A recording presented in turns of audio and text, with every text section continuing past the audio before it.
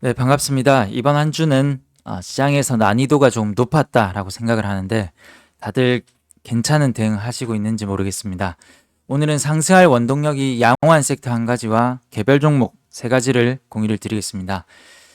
이엔셀이라는 종목이 있습니다. 이엔셀은 첨단 바이오 의약품, CDMO 서비스, 신약 개발하는 업체이고 삼성 벤처 투자에서 지분을 10% 내 보유 중입니다.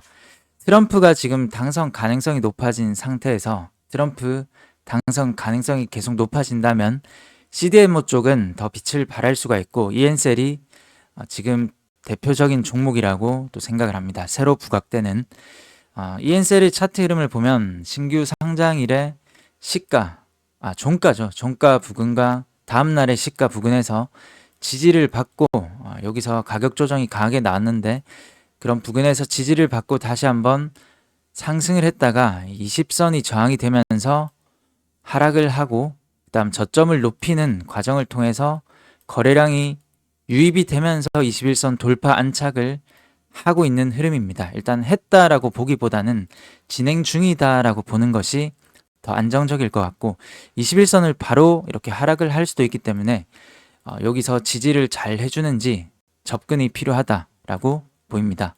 일단 시간에는 1.4% 정도 하락을 했기 때문에 오히려 조금은 갭 하락에서 만약에 여기서 바로 반납하는 것이 아니라면 지켜주는 선을 통해서 트럼프 그리고 CDMO 이런 부각이 이런 관점들이 계속 시장에서 부각이 된다면 이엔셀이 거래대금이 꽤 나왔기 때문에 1,800억 이상이 나왔기 때문에 조금 끼가 있을 만한 종목이라고 보입니다.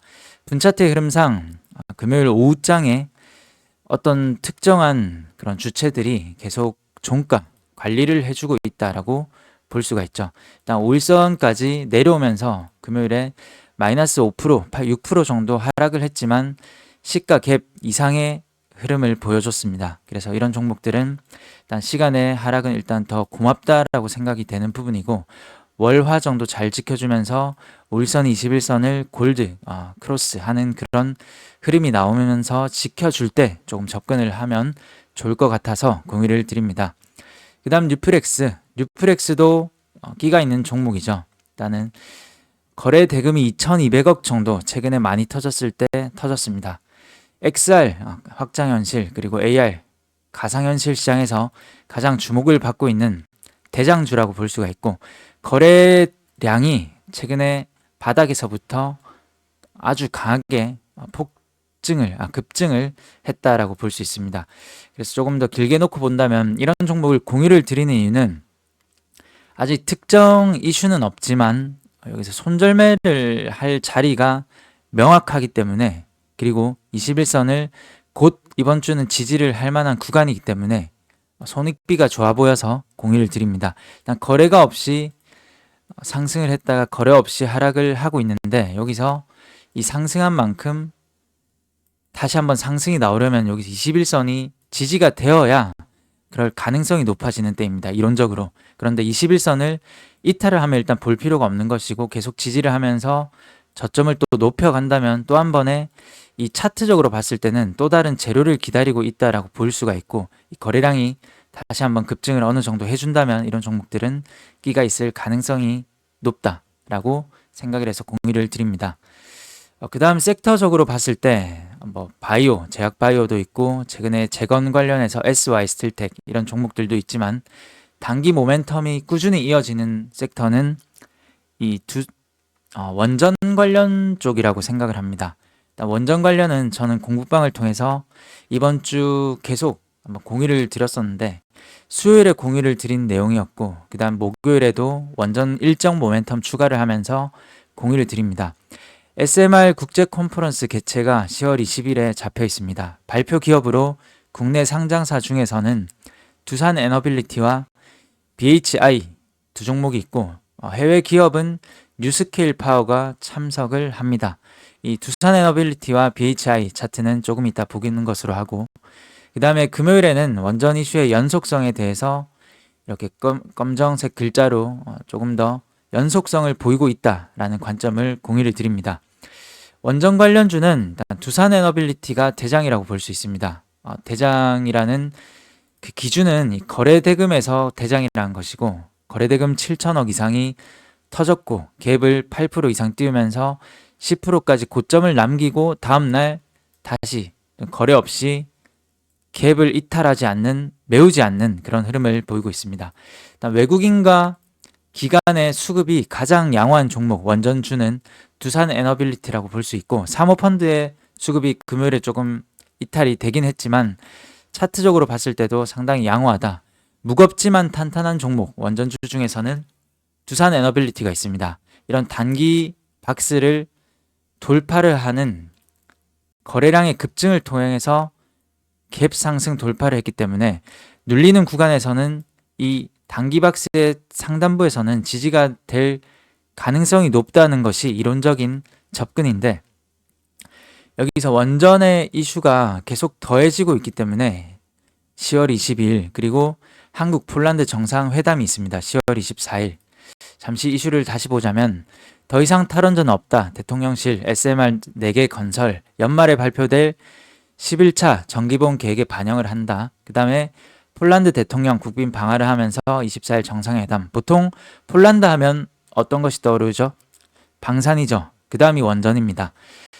폴란드와 우리가 회담을 하는 것은 보통은 실무적으로 방산과 이 원전 쪽을 주로 거론을 하기 때문에 이 원전에 대한 이슈는 이번 주, 다음 주 계속 꾸준히 있다라고 볼 수 있습니다. 그래서 두산 에너빌리티 여기서 조금 상승이 나올 가능성이 높은데, 이 갭을 메우고 상승할지 아니면 갭을 그냥 메우면서 더 하락이 나올지 아무도 모르죠. 일단 5일선이 받쳐주는 구간에서 등락이 없이 여기서 조그만한 캔들로 잘 씌워준 흐름 추적을 하시면 좋을 것 같습니다.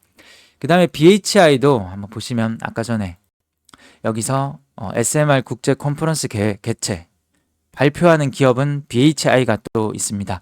그래서 이 두산 에너빌리티와 BHI가 다른 원전주에 비해서는 이런 일정 모멘텀을 안고 상장사 중에 발표를 한다라는 흐름이 나와서 좀 갭을 강하게 유지를 하고 있는 것이 아닌가라고 생각을 합니다. 그래서 제 생각에는 갭이 이렇게 바로 메워질 것 같진 않고 시일이 걸리더라도 여기서 등락의 과정을 거치면서 조금 뒤에 시간의 뒤에 조금 메워주지 않을까라는 생각을 가져봅니다. 그래서 5일선이 이렇게 올라올 텐데 이 근방에서 바로 빠졌을 때는 조금 뒤에서 하고 5일선 주변에서 여기서 조그마한 캔들들이 나와준다면 이 BHI라는 종목도 괜찮은 흐름이 나올 가능성이 높다.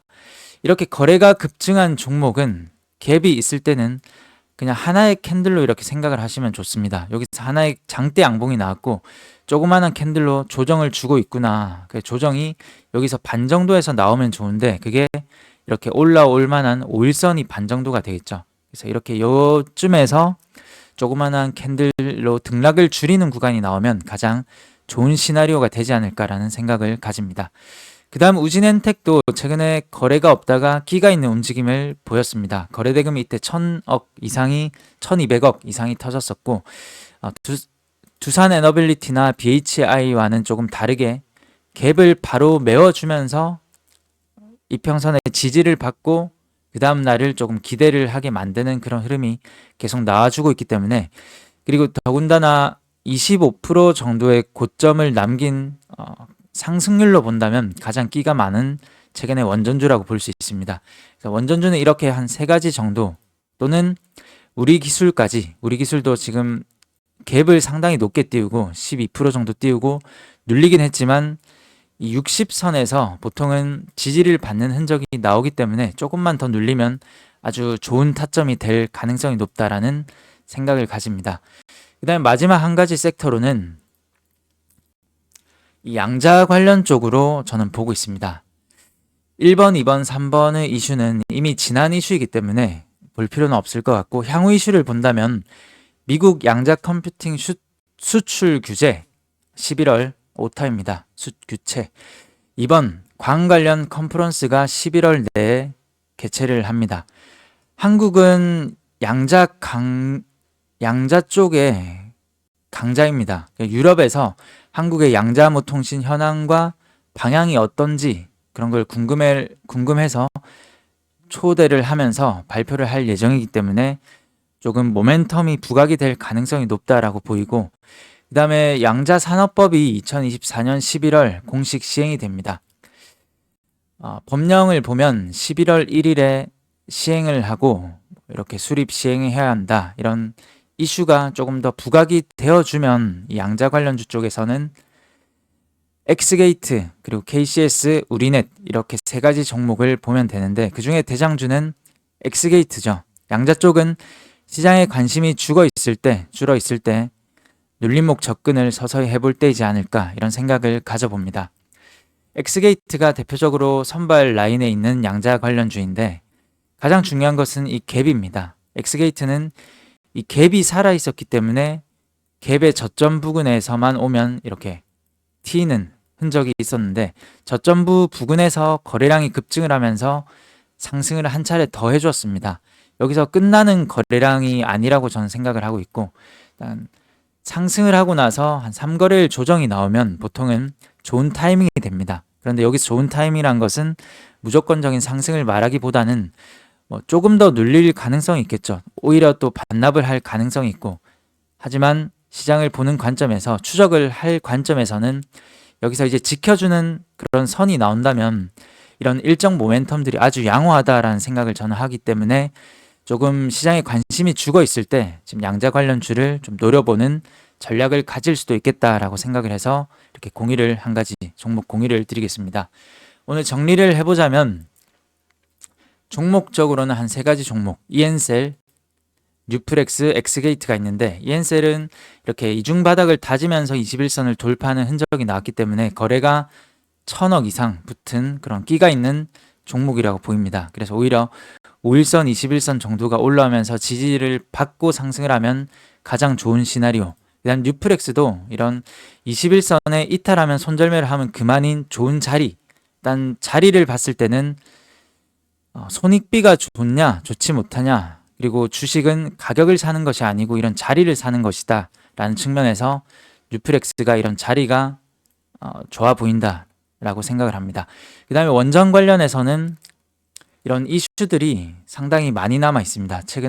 최근이 아니고 다음 주만 해도 한 두 가지의 큰 이슈가 남아 있고, 2024년 하반기 5년까지 많은 이슈가 있기 때문에 여기서 끼가 있는 종목은 우진엔텍도 있고, 그리고 외국인과 기관의 수급이 좋은 종목은 두산에너빌리티, 그리고 BHI까지 국내 상장사 발표 일정이 남아있다 관점에서 갭을 강하게 메워주지는 않고 있다.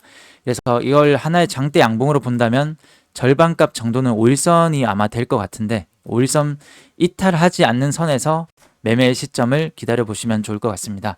그 다음에 엑스게이트도 이렇게 양자 관련 이슈들이 남아있기 때문에 11월 1일 그리고 11월 내 그리고 11월까지 남아있기 때문에 지금 거래량을 봤을 때 숨을 죽여주고 있는, 시장에 관심이 덜한 구간에서 관심을 스윙 매매적인 관점에서 보시면 좋을 것 같습니다.